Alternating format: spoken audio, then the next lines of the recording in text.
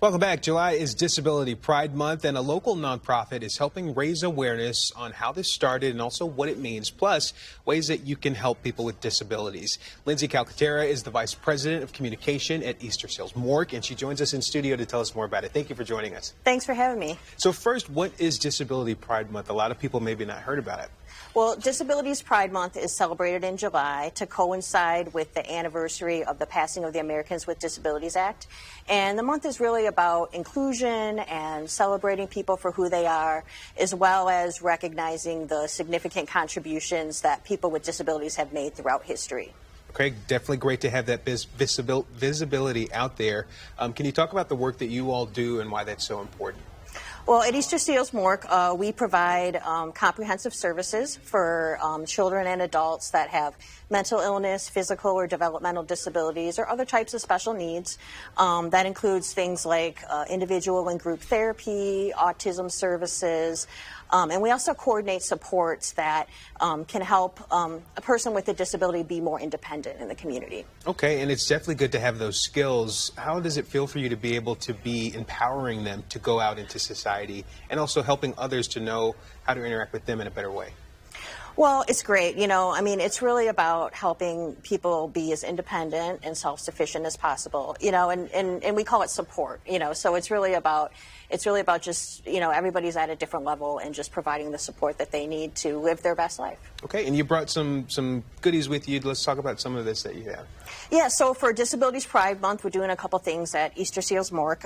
We created this sticker series. It has sort of like positive, inspirational messages like different is beautiful and see the good, things like that.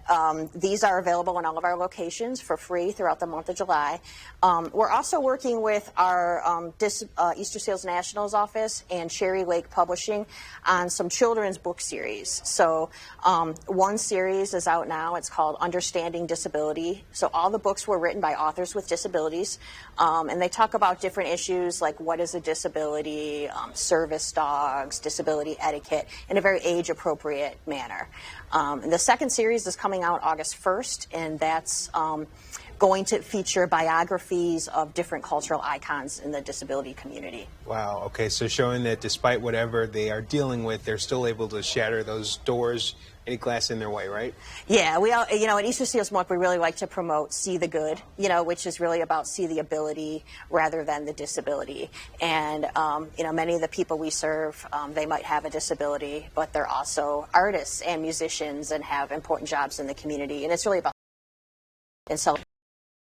Now, you mentioned etiquette. What are some of the things that you go over with people with concerning that? Well, I talked about see the good. Another thing that we often say is assume competence. So this could be things like asking before helping. You know, like if you see a person in a wheelchair, a lot of times the first instinct will be, I'm going to go open the door for them, right? But really asking if they really want or need that help before just assuming that they do.